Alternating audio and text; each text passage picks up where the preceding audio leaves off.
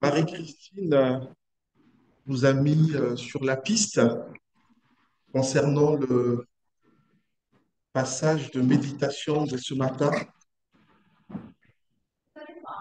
Non, mais tu as bien fait, c'est bien. Je ne m'en plains pas, assure-toi. Non pas les projets de malheur, mais les projets de bonheur. Non pas les projets de malheur, mais les projets de bonheur. Ce matin, nous allons méditer sur une période de la vie d'un prophète. J'ose espérer que vous l'avez reconnu, le prophète Jérémie. Il s'agit d'une saison de sa vie où il est en opposition avec une grande partie de ses compatriotes. On va le voir que ses compatriotes sont déportés de force par le roi Nabucodonosor. Et donc, il est en opposition avec ses compatriotes aussi bien restés à Jérusalem que ceux qui sont déjà à Babylone. C'est dire que le message du prophète Jérémie est bien incarné. On voit les traces de la vie de Jérémie lorsque nous parcourons ce livre. Jérémie, pour resituer un peu les choses dans leur contexte, Jérémie vient d'une ville appelée Anathoth, une ville qui est située à quelques encablures du nord-est de Jérusalem. Jérémie est un prophète qui est issu d'une famille de chefs religieux, famille de prêtres, de sacerdoces. Euh, et d'ailleurs, son père est un prêtre lui-même. Donc, c'est une famille qui est bien ancrée, bien enracinée dans le service à Dieu. Alors qu'il est encore un adolescent d'environ 16 ans, Jérémie commence son ministère prophétique dans la 13e année du règne du roi Josias, soit en 627 avant Jésus-Christ environ. Contrairement à la plupart des prophètes, on remarque que Jérémie restera toute sa vie célibataire. Son but, son début plutôt de ministère coïncide avec le début de la réforme spirituelle et religieuse initiée par le roi Josias. Alors, pendant plusieurs décennies, euh, Israël, disons, ne va plus vraiment se donner au Seigneur. Il y aura une crise spirituelle. Et c'est le roi Josias qui va venir pour tenter de restaurer ces choses. Jérémie va exercer son ministère sous trois rois, à savoir Josias, bien entendu, Joachim et Sédécias. Et d'ailleurs, ses relations avec les deux derniers rois, à savoir Joachim et Sédécias, ne seront pas toujours des meilleurs. Jérémie va inviter le roi Joachim à ne pas tisser d'alliance avec l'Égypte. Et bien évidemment, ce qui ne sera pas du goût du roi. Pour ce qui est du roi Sédécias, son projet de rébellion contre Babylone ne sera pas soutenu par Jérémie. Et cette opposition à la rébellion contre Babylone explique l'impopularité de Jérémie auprès de ses compatriotes. À la chute de Jérusalem, donc ça correspond un peu à la seconde déportation, on estime que Jérémie est âgé de 57 ans. Et c'est à partir de ce moment-là qu'il va adresser cette lettre aux Judéens qui sont déportés à Jérusalem. Il est emmené de force d'abord en Égypte par une partie du peuple qui fuit l'invasion et la déportation babylonienne. Plus immédiatement par rapport à la lettre en cause, selon le contexte historique, une fois que les Juifs sont exilés à Babylone en raison de leur manque de fidélité envers Dieu, parce qu'il faut savoir que s'ils sont exilés, c'est parce que Dieu les punit, parce qu'ils ont été infidèles, ils ont manqué de se repentir, et donc Dieu décide de les punir. Et donc le jugement de Dieu, c'est que toute cette population-là soit déportée à Jérusalem. Donc Jérémie va adresser donc la lettre aux déportés qui sont déjà à Jérusalem. Il leur dit, en gros, de supporter ce temps d'exil qui va durer 70 ans. Comme chez Daniel, Jérémie donc traite du même exil à Babylone, à la différence près que Jérémie le fait à partir de Jérusalem et Daniel le fait à partir de Babylone. En plongeant nos regards dans le livre de Jérémie, force est de constater qu'il s'agit d'un ouvrage qui a du volume. Je vous invite à parcourir d'abord ce livre, d'ailleurs, dans vos moments personnels. Par conséquent, il est important pour nous de situer la partie que nous allons méditer ce matin dans l'ensemble du livre. Donc, parmi les subdivisions, j'ai retenu les 25 premiers chapitres de Jérémie, c'est la vocation de Jérémie. La deuxième partie, c'est la parole de Dieu contre Judas, des versets des chapitres 25, 1 à 13. Troisième partie, Jérémie en conflit, chapitre 25 au chapitre 24, 29. Quatrième partie, promesse de restauration, les chapitres 30 à 33. Cinquième partie, Jérémie dans la tourmente, les chapitres 34 à 45. Et sixième partie, parole de Dieu contre les nations, les chapitres 46 à 52. Notre passage de méditation se trouve dans la troisième partie, à savoir Jérémie en conflit. Comme nous l'avons montré, Jérémie est en conflit avec ses compatriotes. Jérémie est en conflit contre les Judéens qui n'approuvent pas l'exil, comme nous allons le voir. Mais avant de poursuivre, je vous invite à la lecture de cette lettre. La lecture de cette lettre. Donc, la lettre aux déportés, chapitre 29. Voici le contenu de la lettre envoyée de Jérusalem par le prophète Jérémie à ceux des responsables du peuple qui subsistaient en exil, ainsi qu'aux prêtres, aux prophètes et à tout le peuple que Nabuchodonosor avait déporté de Jérusalem à Babylone. La lettre fut envoyée après le départ du roi Jéhoïakim, de la reine mère, des fonctionnaires du palais royal, des ministres de Juda et de Jérusalem, des artisans et des forgerons, par l'intermédiaire d'Éléazar, fils de Shaphan, et de Guémaria, fils d'Ilkia, que Sédécias, roi de Juda, avait envoyé à Babylone à Nabuchodonosor, roi de Babylone. La lettre disait: Voici ce que déclare le Seigneur des armées célestes, Dieu d'Israël, à tous les exilés que j'ai déportés de Jérusalem à Babylone. Construisez des maisons et installez-vous-y. Plantez des jardins et mangez-en les productions. Mariez-vous et ayez des enfants. Mariez vos fils et donnez vos filles en mariage, et qu'elles aient des enfants. Multipliez-vous là-bas et ne laissez pas diminuer votre nombre. Recherchez le bien-être de la ville où je vous ai déporté et priez l'Éternel en sa faveur, car de son bien-être dépend le vôtre. En effet, voici ce que déclare le Seigneur des armées célestes, Dieu d'Israël. Ne vous laissez pas induire en erreur par vos prophètes qui sont au milieu de vous, ni par vos devins, et ne prêtez pas attention aux révélations que vous leur demandez, car ce sont des mensonges qu'ils prophétisent.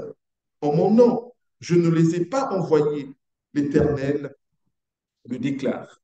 Car voici ce que déclare l'Éternel. C'est seulement au bout des 70 années allouées à Babylone que j'interviendrai en votre faveur pour accomplir la promesse que je vous ai faite de vous faire revenir dans ce pays. Car moi, je connais les projets que j'ai conçus en votre faveur, déclare l'Éternel. Ce sont des projets de paix et non de malheur, afin de vous assurer un avenir plein d'espérance. Alors, vous m'invoquerez et vous viendrez m'adresser vos prières et je vous exaucerai. Vous vous tournerez vers moi et vous me trouverez lorsque vous vous tournerez vers moi de tout votre cœur. Je me laisserai trouver par vous, l'Éternel le déclare. Je ferai revenir les exilés de votre peuple et je vous rassemblerai du milieu de tous les peuples étrangers et de tous les lieux où je vous ai dispersés. L'Éternel le déclare, pour vous ramener dans le pays d'où je vous ai déportés. Or, dites, l'Éternel nous a suscité des prophètes ici à Babylone.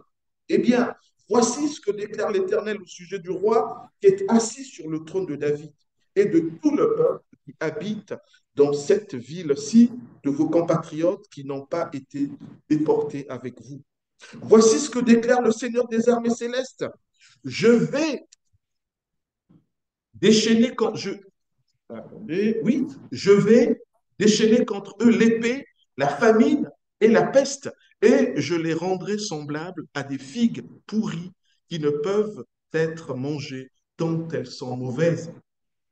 Je les poursuivrai avec l'épée, la famine et la peste, et je ferai qu'ils inspirent l'épouvante dans tous les royaumes de la terre. Je ferai d'eux un sujet de malédiction, un spectacle désolant. Ils s'attireront des sifflements horrifiés et l'opprobre de tous les peuples au milieu desquels je les aurai dispersés.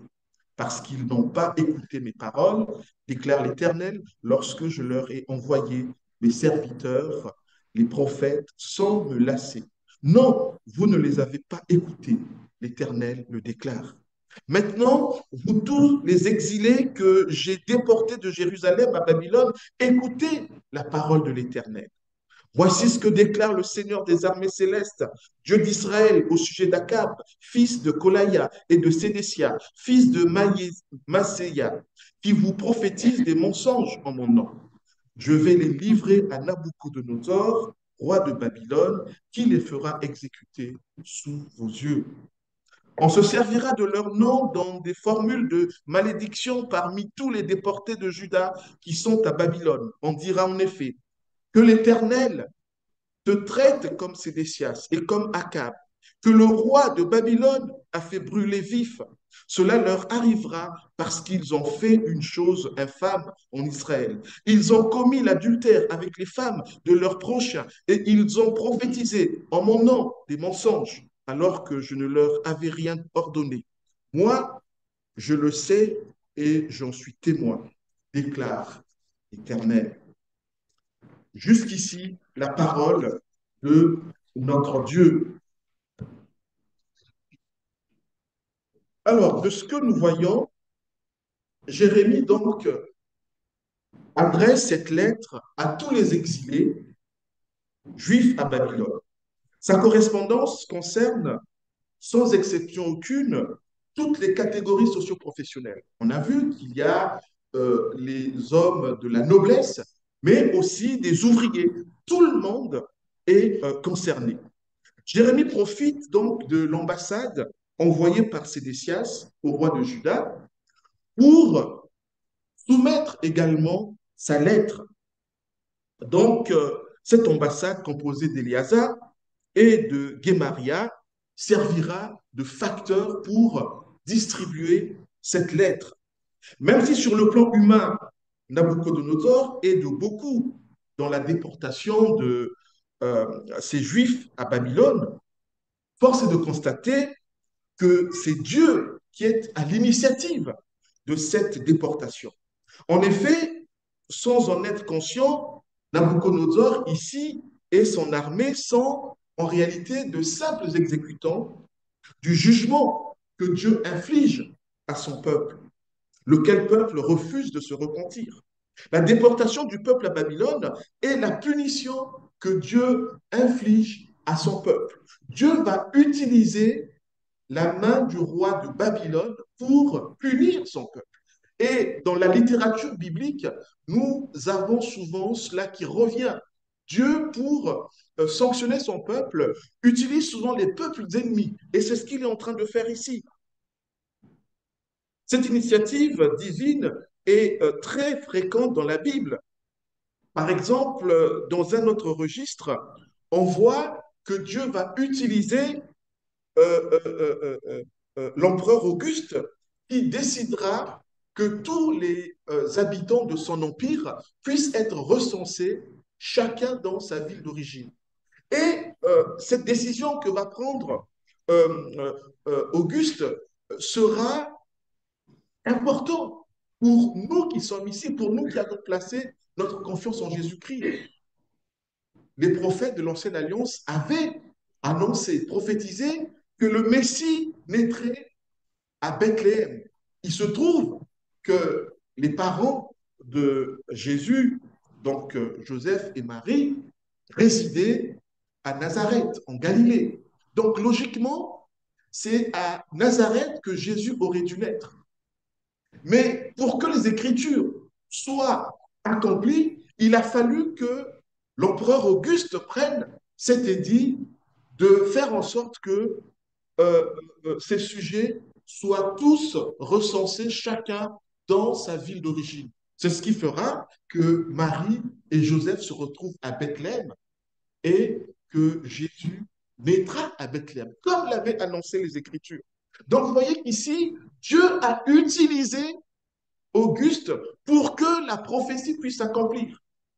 Auguste s'est certainement dit, c'est de son propre chef qu'il a fait, mais sans savoir que c'est Dieu qui était derrière. Et nous voyons à travers cela que Dieu est le maître des temps et des circonstances. Et si nous le réalisons, nous pouvons être tranquilles, apaisés, parce que les choses sont contrôlées, sont au contrôle de Dieu.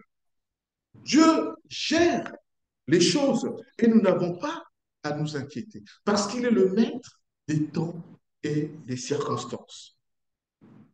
Dieu donne un ordre donc à son peuple. Dans sa lettre, le prophète Jérémie rend compte de, cet ordre, de cette injonction qui vient de Dieu. Selon cet ordre, contre toute attente, le peuple doit s'établir à Babylone comme résident permanent.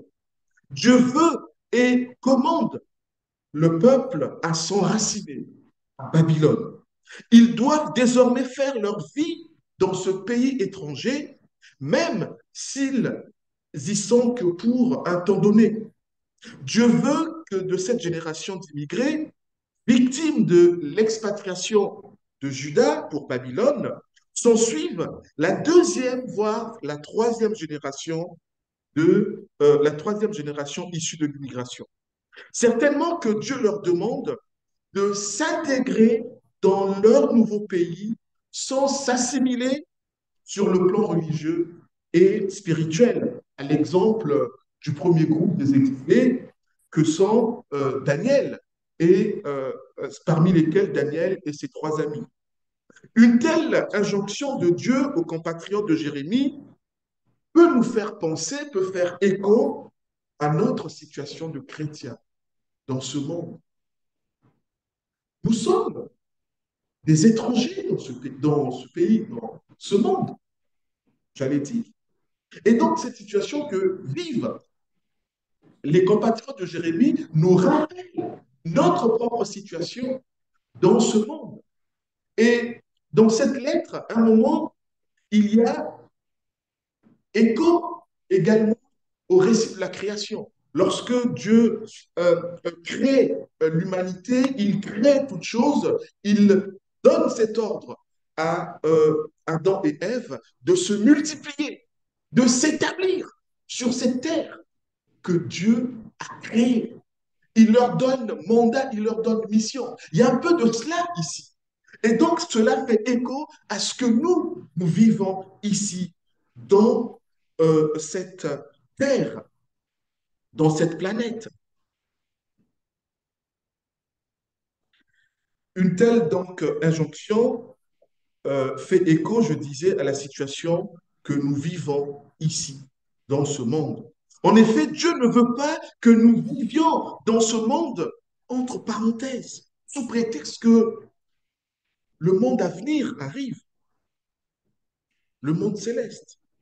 Même si nous ne sommes que des pèlerins, des étrangers et des voyageurs ici-bas, nous devons vivre pleinement notre vie. Nous devons bien nous y établir. Dieu ne nous invite pas, en tout cas, ce n'est pas biblique de ce que moi je vois. Il ne nous invite pas à vivre en parenthèse, en attendant seulement son retour. Il nous a placés là pour que nous puissions pleinement vivre notre vie. Et c'est une manière aussi de glorifier Dieu. C'est une manière de glorifier Dieu. Nous n'avons pas le droit de démissionner socialement de notre monde. C'est en étant pleinement dans ce monde que nous pourrons vivre comme il se doit cette mission que Dieu nous a assignée, que le Seigneur nous a assignée, à savoir celle de la terre et lumière du monde. Quant à nous, les chrétiens que nous sommes certes présents dans la société, mais souvent de la mauvaise des manières, tout en se réclamant de notre appartenance à notre Seigneur Jésus. Nous avons parfois été des contre-témoignages. Dans nos vies et l'éthique qui va avec, laisse laisser à désirer. À cause des chrétiens, souvent l'évangile est décrédibilisé, démonétisé. Heureusement d'ailleurs que c'est notre Dieu seul qui a la compétence de toucher les cœurs, de convertir les cœurs. Nous ne le pouvons pas. Et lorsque nous nous hasardons à vouloir convertir les gens, eh bien, on les transforme en légalistes. Seul Dieu peut transformer les cœurs. Heureusement d'ailleurs. Sinon, personne ne serait sauvé.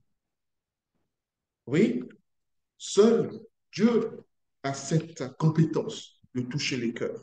Honte à nous, les chrétiens que nous sommes. Nous avons parfois brillé par notre absentéisme dans la société, préférant un retrait de la chose publique, la res publica. Il s'agit d'un désengagement du monde présent sous prétexte de l'attente du monde à venir. Notre rôle, notre mission, c'est de propager la bonne nouvelle dans notre manière de vivre aussi. En voulons-nous donner du goût de l'évangile à nos compatriotes, à nos contemporains, si nous excellons dans une vie monastique, si nous voulons vivre comme des moines, reclus entre nous, en ghetto? Comment voulons-nous donner du goût de cet évangile euh, dans ce monde si nous sommes que dans la tristesse, dans le misérabilisme et parfois dans la médiocrité? Il me semble que la Bible nous invite à sortir de notre bulle, de notre ghetto, de notre zone de confort, voire notre zone d'inconfort. Comment voulons-nous inciter les jeunes générations à prendre la relève, à devenir des serviteurs de Dieu, des pasteurs, si nous ne sommes pas connectés dans ce monde? Il nous arrive de refuser de reconnaître la beauté de cette création. Alors que reconnaître ce que Dieu a créé, c'est une manière de glorifier notre Dieu, de magnifier sa gloire, sa puissance pour cette création. Alors, attention, n'allez pas croire que je vous invite à un évangile du triomphalisme ou à un évangile de la prospérité. Loin de moi cette odieuse intention. En même temps, il nous faut éviter d'être en mode ascète. Il n'y a qu'un seul évangile qui doit s'imposer. C'est cet évangile que le Seigneur a déjà bien assaisonné. Le reste n'est que ce que j'appelle l'évangile augmenté et l'évangile rétréci, respectivement dans le cas de l'évangile de la prospérité et dans celui de l'évangile de l'ascétisme. Heureux sommes-nous si nous sommes pleinement ambassadeurs de notre Dieu dans ce monde. Pour cela, nous devons être raccord avec le seul évangile et fuir l'évangile relaté. Notre Seigneur Jésus, lors de son passage sur terre, savait, je l'ai déjà dit, faire la fête. tout en veillant à la sainteté. Il avait cette capacité de sortir de sa zone de confort. Rappelez-vous ces épisodes où il est en relation avec ces prostituées, non pas pour encourager ces personnes à continuer dans la prostitution, où il est en relation, il vient au secours de cette dame qui était prise en plein délit d'adultère. Il ne vient pas pour encourager cette femme à continuer, mais il vient au secours de cette femme. Oui, les premiers disciples ont accompagné certes Jésus dans son ministère. Cependant, ils avaient conservé leur vie de famille, leur vie conjugale pour certains. J'en veux pour preuve l'apôtre Pierre qui, lui, était marié. Il n'a pas renoncé à son couple au motif qu'il était maintenant en train de suivre Jésus. Non, il a continué à vivre pleinement dans ce monde. Le Seigneur n'est pas venu nous extraire de ce monde. Non, il veut que nous puissions briller dans ce monde. Il veut que nous puissions apporter de la saveur dans ce monde. Il veut que par nos vies, nous puissions enrayer, certainement pas, mais au moins,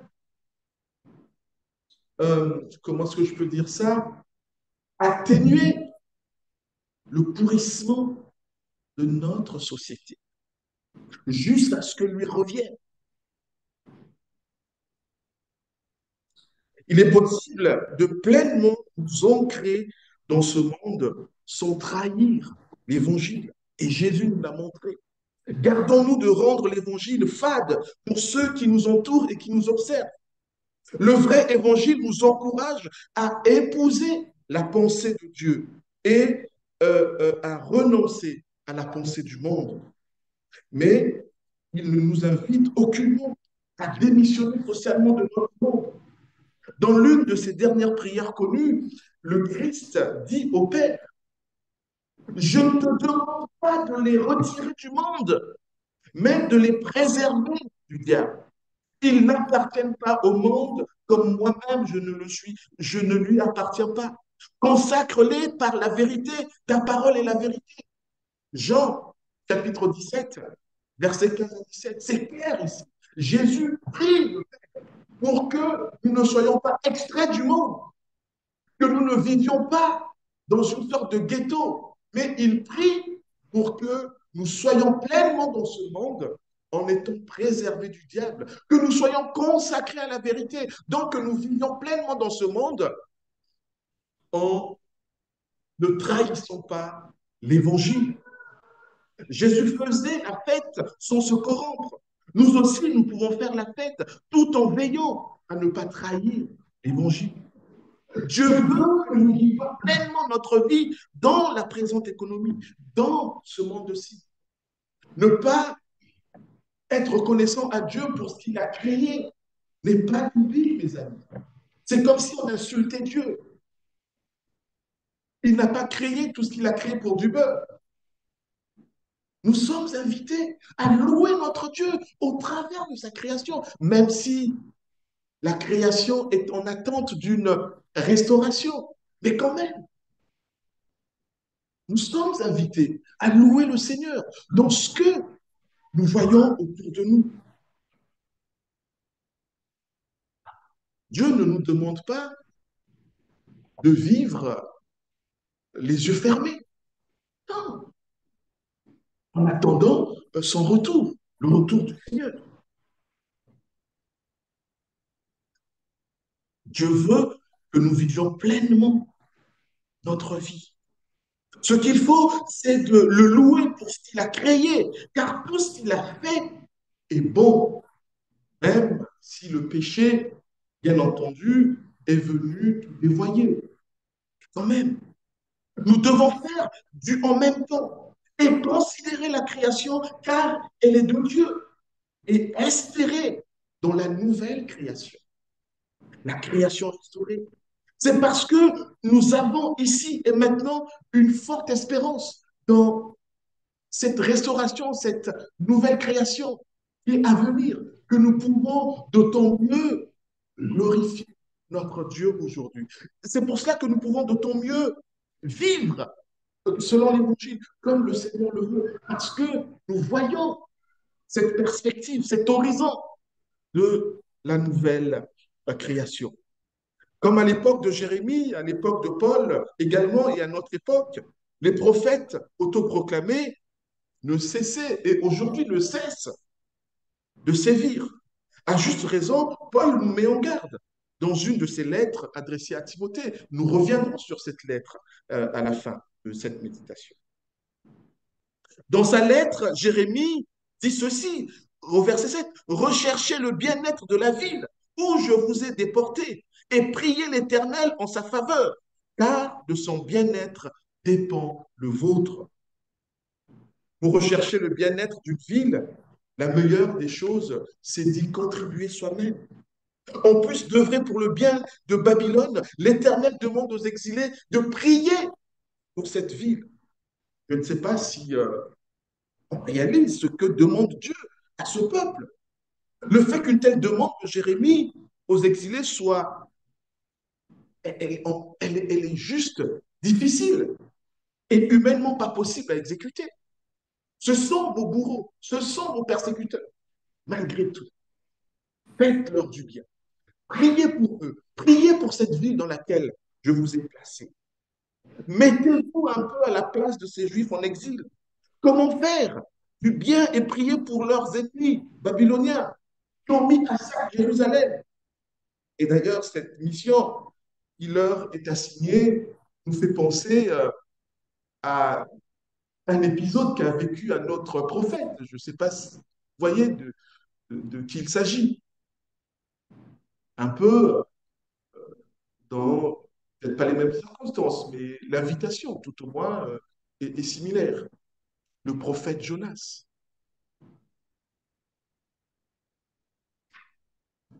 Son pays avait pour ennemi les Assyriens. Et Dieu lui demande d'aller bénir cette population, d'aller leur annoncer la bonne nouvelle pour qu'ils se convertissent, qu'ils se donnent au Seigneur.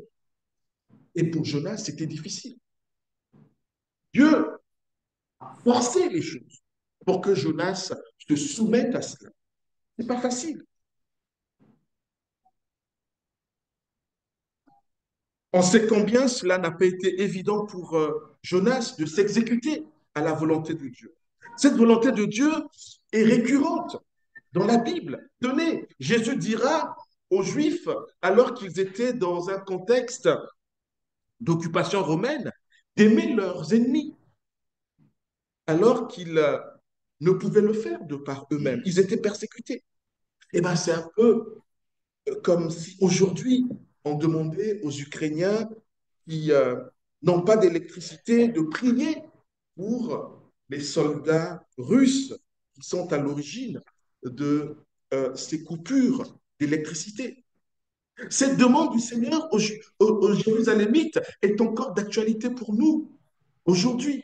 En effet, les pensées de Dieu ne sont pas nos pensées, les voix de Dieu ne sont pas nos voix.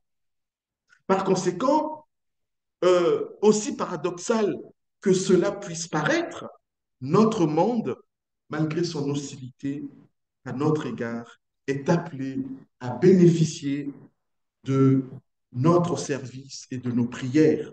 Oui, le Seigneur nous y invite, comme il a invité autrefois les Israélites à faire de même en faveur de leurs persécuteurs.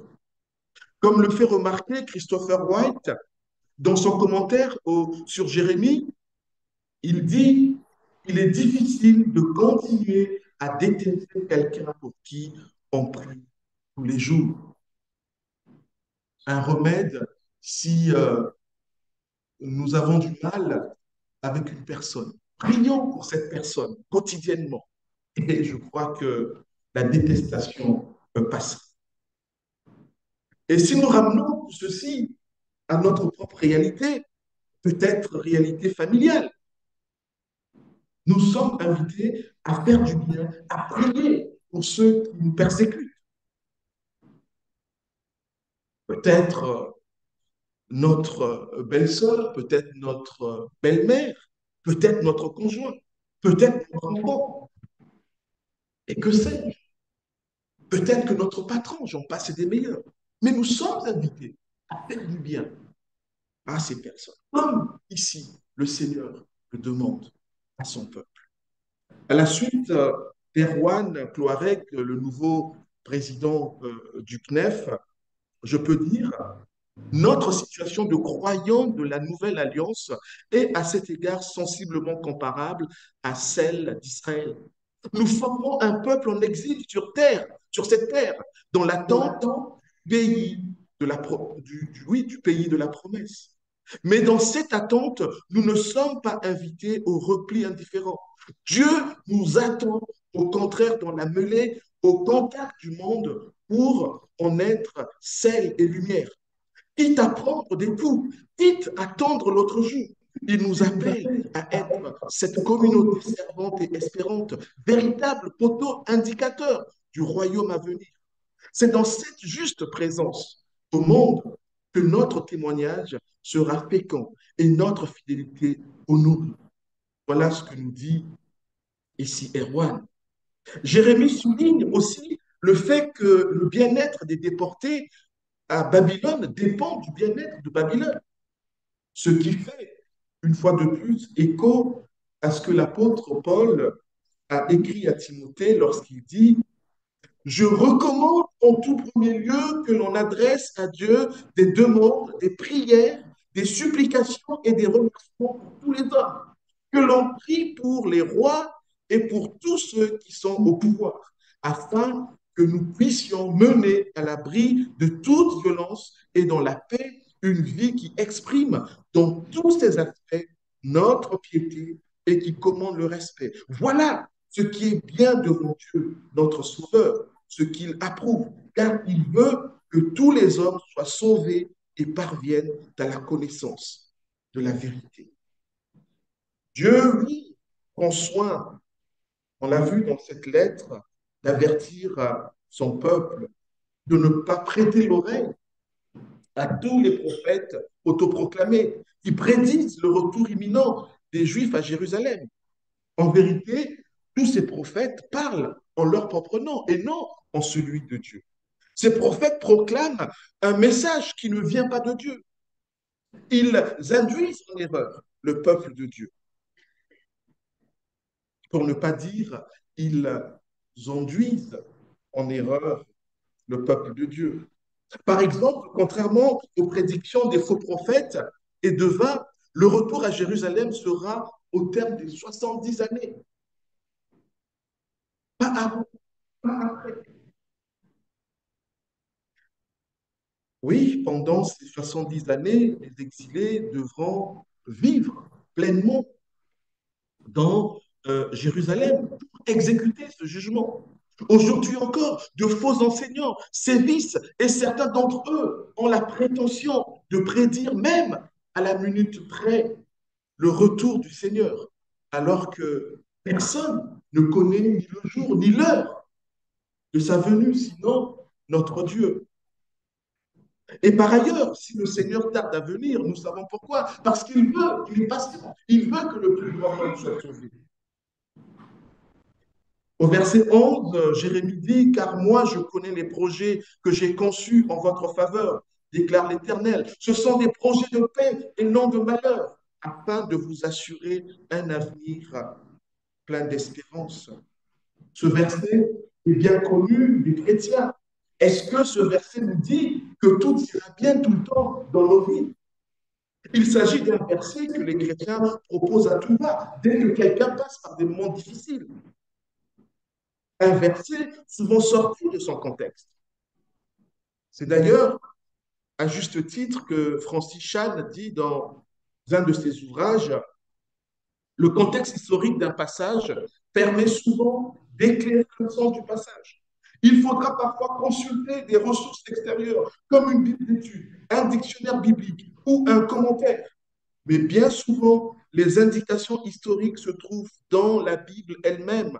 L'Ancien Testament, par exemple, est trouvé de récits historiques détaillés. Le Nouveau Testament, lui, fournit un nombre considérable de données historiques, tout particulièrement dans les évangiles et les actes. Le contexte historique révèle que Jérémie 29, 11 n'est pas une sorte de chèque en blanc du Seigneur. Dieu ne nous promet pas dans ce texte que rien de mal ne nous arrivera à nous aujourd'hui. Nous avons beaucoup à apprendre de la manière dont Dieu s'est occupé d'Israël pendant leurs années d'exil et de châtiment. Nous pouvons même constater la compassion de Dieu dans cette histoire et ainsi acquérir l'assurance que ce même Dieu compatissant prendra soin de nous aujourd'hui. Mais partir du principe que ces paroles pourraient s'appliquer directement à chaque circonstance de ma vie aujourd'hui, comme une promesse de prospérité, c'est tordre les Écritures. Le contexte historique n'influence pas toujours la signification d'un passage, mais nous devons toujours prendre en considération les destinataires des auteurs bibliques, ainsi que les raisons qui ont poussé à la rédaction de ce livre, de cette lettre. Oui, il est important, mes amis, lorsque nous voulons interpréter la parole de Dieu, de tenir compte du contexte, de tenir compte des premiers destinataires. Qu'est-ce que Dieu voulait dire aux premiers destinataires dans leur contexte et qu'est-ce que Dieu et comment est-ce que nous pouvons accueillir ce que Dieu a dit autrefois à ses premiers destinataires? Comment est-ce que nous pouvons accueillir cela dans notre propre contexte? Car moi, je connais les projets que j'ai conçus en votre faveur, déclare l'Éternel. Ce sont des projets de paix et non de malheur, afin de vous assurer un avenir plein d'espérance. Comment pouvons-nous comprendre ce verset pour nous? Peut-être vous demandez quel est le projet que Dieu a fait pour son peuple dans son contexte. Quel est le projet que Dieu a formulé pour chacun ici et maintenant? Quel est le plan de Dieu pour l'un et l'autre? Je crois que les versets suivants, 12 à 14, peuvent nous donner la solution, où nous pouvons déjà avancer. Il est dit dans les versets 12 à 14, alors vous m'invoquerez et vous viendrez m'adresser vos prières et je vous exaucerai. Vous vous tournerez vers moi et vous me trouverez lorsque vous vous tournerez vers moi de tout votre cœur. Je me laisserai trouver par vous, l'Éternel le déclare. Je ferai revenir les exilés de votre peuple et je vous rassemblerai du milieu de tous les peuples étrangers et de tous les lieux où je vous ai dispersés. L'Éternel le déclare, pour vous ramener dans le pays où je vous ai déportés. Dans ce Pâques qui contient les projets formulés par Dieu pour son peuple, il y a premièrement la prière et l'exaucement. Voilà le premier projet pour ce peuple. C'est la prière. Et s'ils prient dans la sincérité, eh ben, Dieu leur fait cette promesse que l'exaucement suivra. Deuxième projet, c'est l'écoute de la parole de Dieu pour mieux connaître Dieu. Troisième projet, c'est le retour à Jérusalem. Voilà les projets de paix et non de malheur formulés par Dieu aux exilés. Qu'en est-il de nous aujourd'hui? À travers le faisceau de données bibliques, quel est le projet de paix et non de malheur que le Seigneur a formulé pour nous qui sommes son peuple aujourd'hui? Lorsque nous parcourons l'ensemble de la Bible, quels sont les projets de paix et non de malheur que Dieu a formulés pour vous et moi? Certains diront, le Seigneur a prévu pour moi une grande progéniture, une carrière de grand juriste, une carrière de grand manager. Il a prévu pour moi une carrière de grand médecin, une carrière de grand sportif. Il a prévu tout cela pour moi. Peut-être de grand écrivain, théologien, une carrière d'homme politique, une carrière de pasteur, d'évangéliste, de missionnaire. Peut-être qu'il me voit à l'étranger. Ce n'est pas mauvais, tous ces projets. Mais il me semble qu'au-delà de tout ceci, les projets de paix et non de malheur pour chacun d'entre nous sont la prière. Le projet de Dieu pour nous, c'est de prier sans cesse, de louer Dieu en toutes circonstances. Tel est pour nous la volonté que Dieu a exprimée en Jésus-Christ. Et je vous renvoie à 1 Thessaloniciens chapitre 5, versets 17 à 18. La méditation de sa parole, c'est aussi là un projet de Dieu pour nous. C'est de prendre soin, de répéter sans cesse les paroles de ce livre de la loi, de les méditer jour et nuit afin d'y obéir et d'appliquer tout ce qui est écrit, car le succès dans nos entreprises et notre réussite en dépendent. Connaître la parole de Dieu permet d'être à l'abri d'hommes habiles à entraîner les autres dans l'erreur. L'application de cette parole pour notre bien, c'est pour notre bien, comme l'a dit Moïse autrefois. Et maintenant, Israël, qu'attend de toi l'Éternel ton Dieu? Simplement que tu le craignes en suivant toutes les voies qu'il t'a prescrites, en l'aimant et en le servant de tout ton cœur et de tout ton être, en observant ses commandements et ses lois que je te prescris aujourd'hui pour ton bien. Lorsque quelqu'un désobéit à Dieu, en réalité, euh, c'est lui-même, il pêche contre lui-même, en ce sens que c'est lui qui devra endurer les conséquences. C'est pas Dieu. Dieu ne change pas parce que je désobéis. Il reste Dieu. Sa divinité ne dépend pas de mon obéissance ou de ma désobéissance. Mais c'est pour mon bien qu'il me demande de lui être obéissant. Un autre projet, c'est, oui, c'est que nos noms soient inscrits dans le livre de vie. Dieu sanctionnera, on le voit dans cette lettre, en son temps, ceux des Juifs qui auront refusé d'écouter ses messagers et qui auront préféré rester à Jérusalem au lieu d'accepter la déportation. Refuser de se soumettre à Dieu, c'est une forme de rébellion, donc de péché. Mais au contraire, ceux qui ont accepté l'exil sont encouragés à observer la parole de Dieu, car c'est cela le projet que le Seigneur a formulé pour eux, l'obéissance à sa parole. Voulons-nous être heureux? Alors, faisons la volonté de Dieu. C'est le plan de Dieu pour notre vie. Le but de notre vie n'est pas de chercher combien d'enfants nous aurons. Est-ce que ça sera des filles ou des garçons? Quelle sera ma femme? Mais le plan de Dieu pour nous, c'est de faire sa volonté qu'il a prescrite dans sa parole. Pour le reste, faisons confiance au Seigneur, qui est le maître des temps et des circonstances. Il saura ouvrir les portes et fermer d'autres. Ce qui est caché est réservé à l'Éternel, notre Dieu. Par contre, nous sommes concernés, nous et les générations suivantes, par ce qui a été révélé par toutes les paroles de cette loi qu'il nous faut appliquer.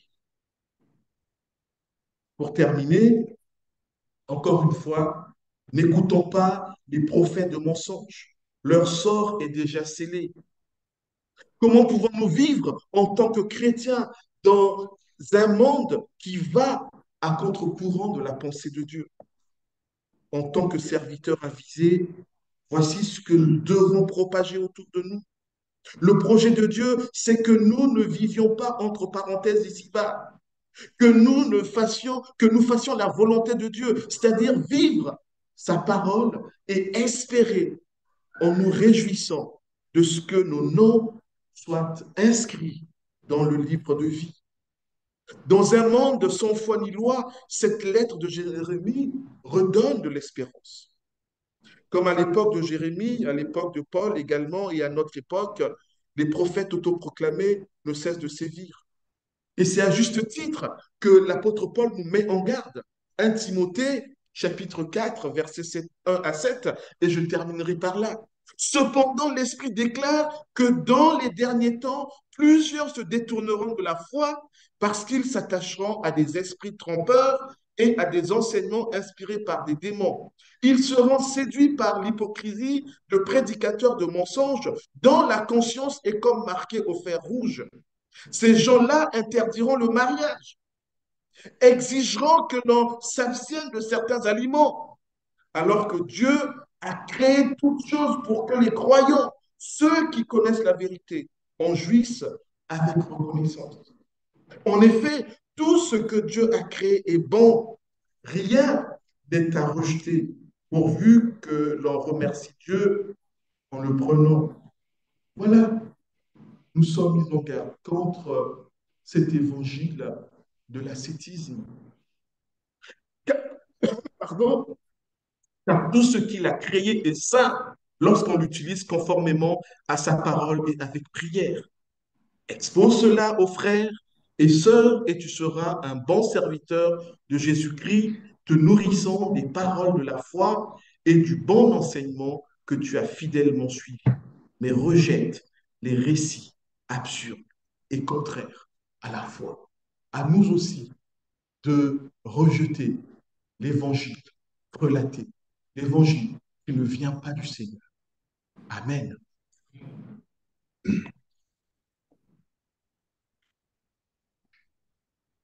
Je vais inviter les personnes qui ont été désignées à s'avancer pour la scène,